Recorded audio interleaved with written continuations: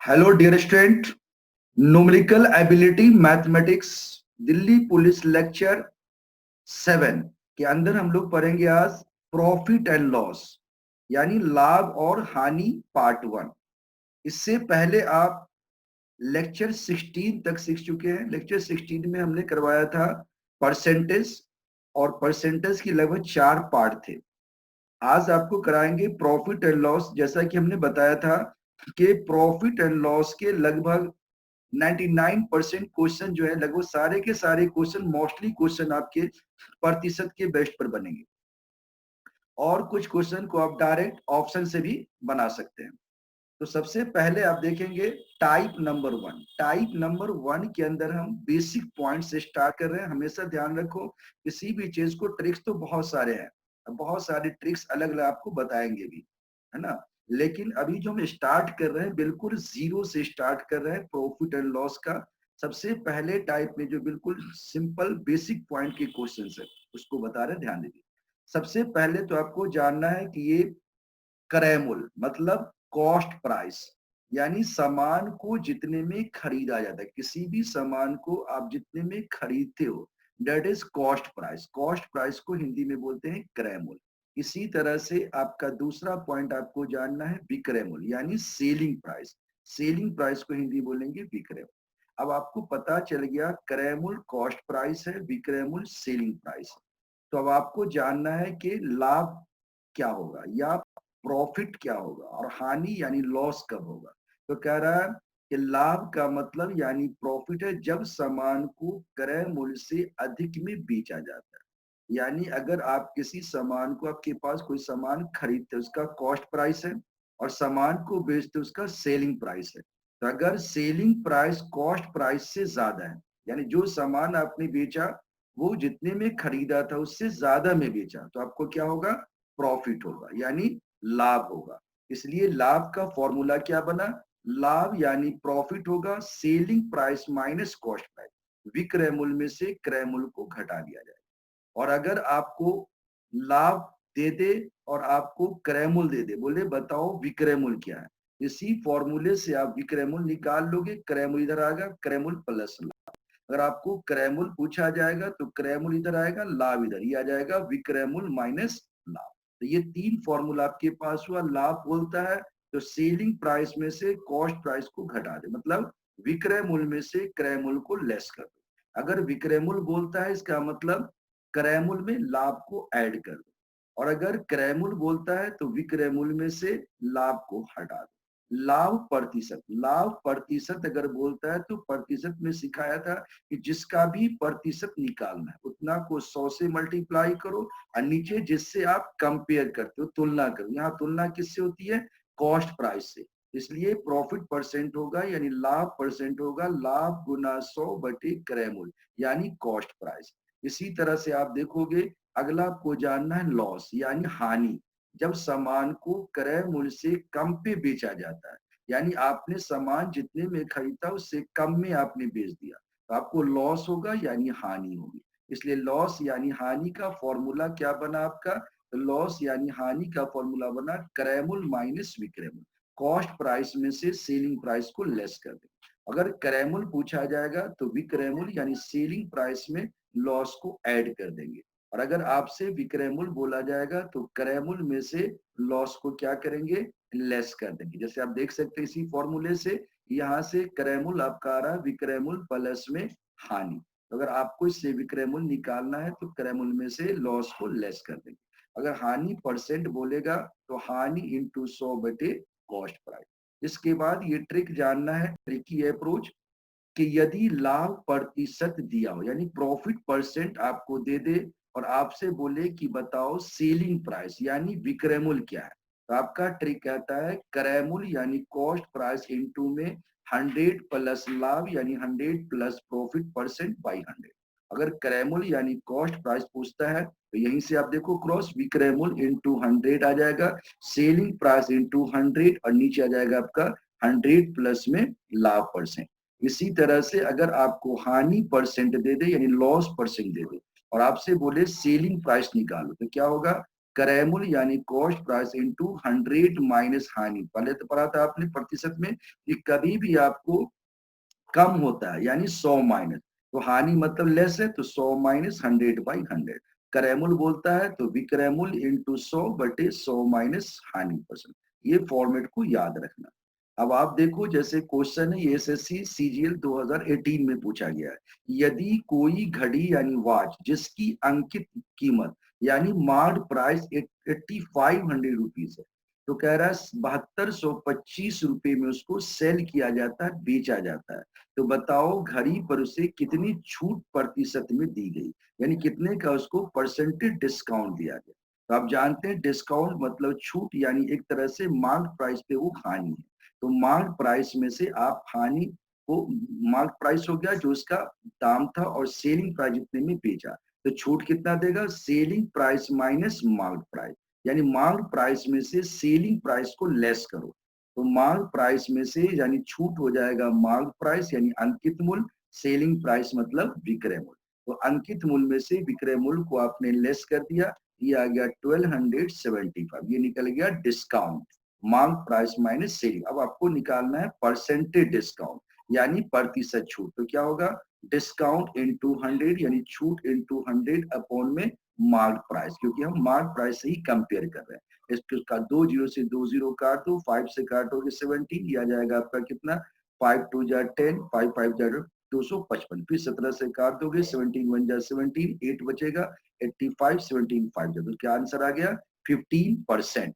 इसी तरह से आप देखोगे दूसरे पॉइंट में आपको क्या कह रहा है, सेकेंड पॉइंट में आपको जानना है कि किसी वस्तु के क्रय मूल्य यानी कॉस्ट प्राइस तथा विक्रय मूल्य सेलिंग प्राइस का जो रेशियो दे रखा है 5:6, कह रहा लाभ प्रतिशत बताइए।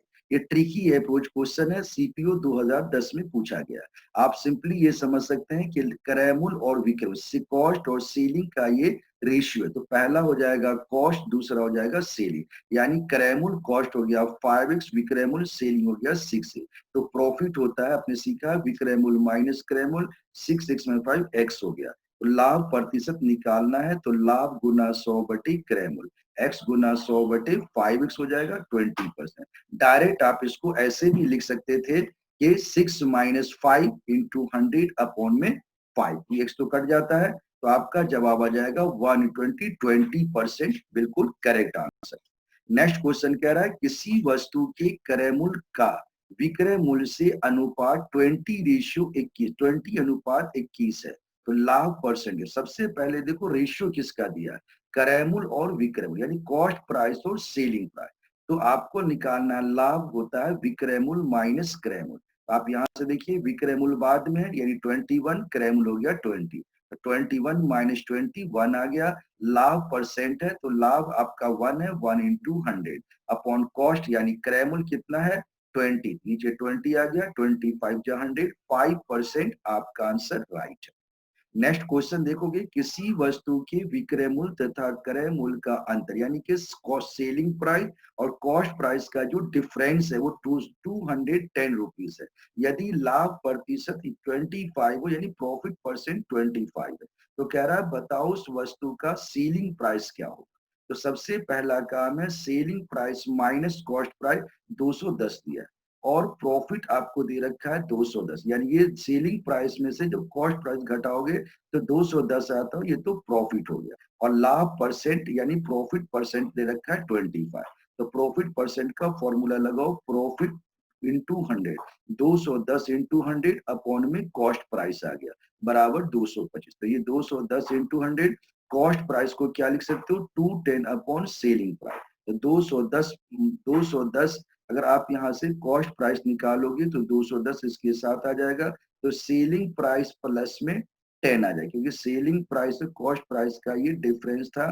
तो यहाँ से अगर हमें कॉस्ट प्राइस निकालना है तो 210 प्लस में आ जाएगा सेलिंग, यहाँ प्लस आना चाहिए, चेक करते हैं, तो ये आ जाएगा सेलिंग प्राइस माइनस में प्रॉफिट। सेलिंग प्राइस में से प्रॉफिट को जब हटाओगे तो क्या मिलेगा, कॉस्ट प्राइस मिल जाएगा। तो कॉस्ट प्राइस की जगह में लिख दिया सेलिंग प्राइस माइनस 210, तो सेलिंग प्राइस माइनस का 210 आ गया और ये आ जाएगा आपका 840। तो सेलिंग प्राइस निकालोगे 840 प्लस 210 यानी आ जाएगा 1050। यही आपका राइट आंसर है। अब लास्ट क्वेश्चन आपका है क्वेश्चन नंबर 5। कह रहा है कि एक व्यापारी किसी वस्तु को 27 रुपए में खरीदता है, मतलब किसी वस्तु का कॉस्ट प्राइस आपको दिया गया है 27 रुपए और उसके विक्रय मूल्य यानी सेलिंग प्राइस के 10% के बराबर लाभ पर बेचता है, मतलब प्रॉफिट पर बेचता है। तो वस्तु का विक्रय मूल्य क्या है, यानी उसका सेलिंग प्राइस आपसे पूछा गया। बिल्कुल आसान क्वेश्चन है, ये सीपीओ 2005 में पूछा गया ओरिजिनल क्वेश्चन है। तो सबसे पहले देखो सेलिंग यानी 27 रुपए में खरीदता है, कॉस्ट प्राइस दे दिया, और लाभ यानी प्रॉफिट क्या कर रहा है, सेलिंग प्राइस का 10%। तो सेलिंग प्राइस इंटू 10/100 करो, ये कैंसिल हो गया, सेलिंग बाई 10। अब बिल्कुल क्लियर हो गया तुम्हारा कि लाभ अपॉन सेलिंग प्राइस 1/2, लाभ हो गया 1, सेलिंग प्राइस हो गया 10। अब तुमसे पूछा गया है कॉस्ट प्राइस, तो आप जानते हैं कॉस्ट प्राइस का फॉर्मूला लगाओ। तो कॉस्ट प्राइस का अगर आप फॉर्मूला लगाते हैं तो क्या सीखा आपने, सेलिंग प्राइस माइनस लाभ, तो 10x माइनस 27 आ गया, ये 9 3 जा 20, x की वैल्यू 3 आ गई। अब आपसे पूछा क्या गया, सेलिंग प्राइस, तो 10x, तो 10 इंटू 3 30, 30 इज राइट आंसर। ये बी ऑप्शन बिल्कुल करेक्ट है। इसके बाद आपको जानना है क्वेश्चन 6 के अंदर कि एक वस्तु की लागत मूल्य यानी उसका जो कॉस्ट प्राइस है उसके विक्रय मूल्य का 40% है, मतलब सेलिंग प्राइस का 40% है, तो उसके विक्रय मूल्य और लागत मूल्य का परसेंट क्या है। तो सिंपल क्वेश्चन है, कॉस्ट प्राइस हो जाएगा सेलिंग प्राइस इंटू 40/100, तो 22 जा 25 जा, तो cost price upon selling price 2/5। Cost price पता हो गया, सेलिंग प्राइस पता हो गया। पूछा क्या आपसे कि बताओ ये विक्रय मूल्य लागत का कितना परसेंट है, यानी कि सेलिंग प्राइस का परसेंट पूछा। सेलिंग 5 है तो 5 इंटू 100 अपॉन में कॉस्ट काट दो 50, 250% आपका आंसर बिल्कुल राइट। इसमें है एक दुकानदार किसी वस्तु पर छपे मूल्य पर 10% के छूट के साथ पुस्तक को बेचने पर 12% का प्रॉफिट कमाता है। तो कह रहा है कि पुस्तक के क्रय मूल्य और उसपे छपे मूल्य में रेशियो क्या है। तो मान लो अंकित मूल्य यानी उसका जो अंकित मूल्य का 10% छोड़ दिया, तो लिया कितना आपने 90/100, और कॉस्ट प्राइस पे प्रॉफिट क्या है 12%, 112/100। 100 से 100 काट दो, ऊपर ऊपर काट सकते हो, पहले 2 से काटो 45, ये आ गया 56। तो पूछा रेशियो क्रय मूल्य और अंकित मूल्य, क्रय मूल्य के नीचे अंकित मूल्य लाओ, 56 आ जाएगा इसके नीचे, 45/56, ये आपका डी आपका आंसर आ गया। ये था आज की क्लास जिसमें आपने प्रॉफिट एंड लॉस के बिल्कुल बेसिक पॉइंट को सीखा, और ये बिल्कुल फर्स्ट टाइप का क्वेश्चन था। किसी भी एग्जाम में इस तरह के क्वेश्चंस ज्यादातर नो पूछे जा सकते हैं। ऐसे क्वेश्चंस के लिए जो आपको तरीका बताया, इस तरीके से आप कहीं भी इस तरह का क्वेश्चन मिलता है आप इस क्वेश्चन को बना सकते हैं। और हमारे पास प्रॉफिट लॉस में बहुत अच्छे अच्छे क्वेश्चंस हैं, ट्रिकी अप्रोच के क्वेश्चन है। हमने बिल्कुल बेसिक से स्टार्ट किया, आप इसके साथ लगे रहे। 3-4 क्लासेस की होगी, इसमें आपको पूरी प्रॉफिट लॉस का एक ही क्वेश्चंस करवा दिया जाएगा जो आपकी दिल्ली पुलिस के लिए इंपॉर्टेंट है। इससे हटके कोई क्वेश्चन नहीं आएगा। तो आप जो है यानी इससे हटके आने का मतलब इसके जैसे क्वेश्चन ही पूछे जाएंगे। डिट्टो क्वेश्चन तो कभी कभी आते हैं कि हम सारे क्वेश्चन आए हुए लेते हैं, तो दिल्ली पुलिस में ज्यादातर क्वेश्चन को कई बार रिपीट भी किया जाता है, इस तरह के क्वेश्चन कभी कभी डायरेक्ट भी पूछे जा सकते हैं। तो अगर अभी तक आपने हमारे चैनल को सब्सक्राइब नहीं किया है तो आप इसको सब्सक्राइब कीजिए, शेयर कीजिए और लाइक कीजिए। अगर कोई प्रॉब्लम आती है कमेंट सेक्शन पे लिखिए, व्हाट्सएप पे भी आप लिख सकते हैं। Thank you.